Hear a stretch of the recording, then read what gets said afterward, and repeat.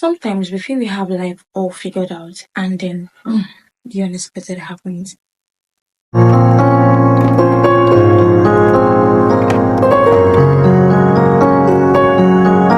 Hi guys, welcome back to my channel, and how are we all doing? In today's video, I'm gonna be talking about how to stay afloat even in the midst of life uncertainties. It's sometimes how we plan for things and they do not happen the way we expect them to happen, or they do not happen as it should have. Sometimes we feel like we have life all figured out. Okay, by this time I should have achieved this, I should have gotten this, by this time I should have graduated. Sometimes for students, I wish I had graduated probably, it's supposed to be a 5-year course, and 5-year course became a 7-year course, maybe due to strike, due to some issues, internal issues in the school, and then boom, the 5 years you expected you're going to spend on campus exceeded that.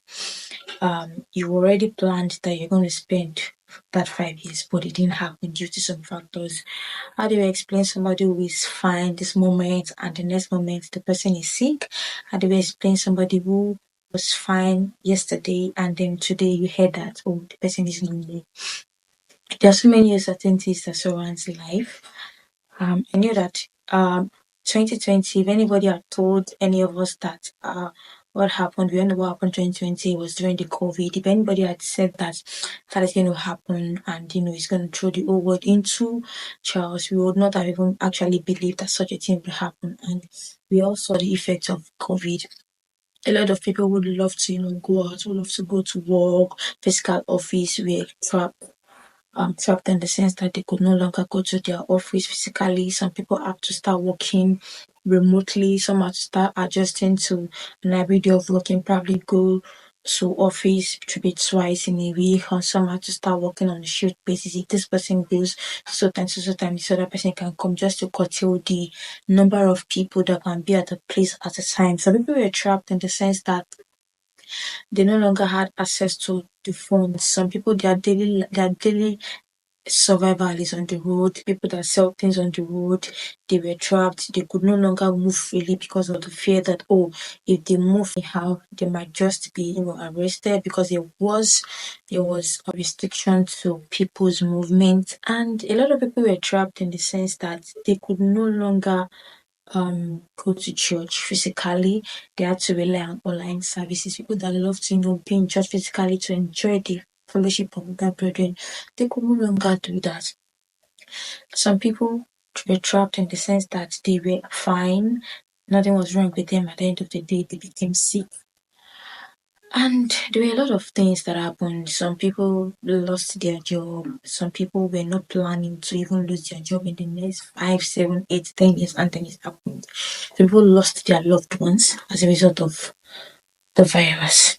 If anybody had told some people that they would lose their loved one during that period, they wouldn't have believed that, but yet it happened. That was life throwing its punch at them. For different people, it came with different measure of issues. But in it all, some people business boomed. Some people, during the period of COVID, some people discovered what actually opened doors for various opportunities for them.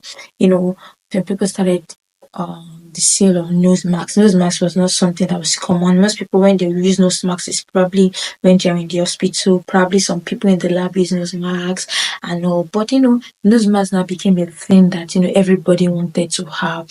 So people came up with the innovation of sewing, like using materials to sew so that people can actually wash and then still reuse. And a lot of people made money during that period.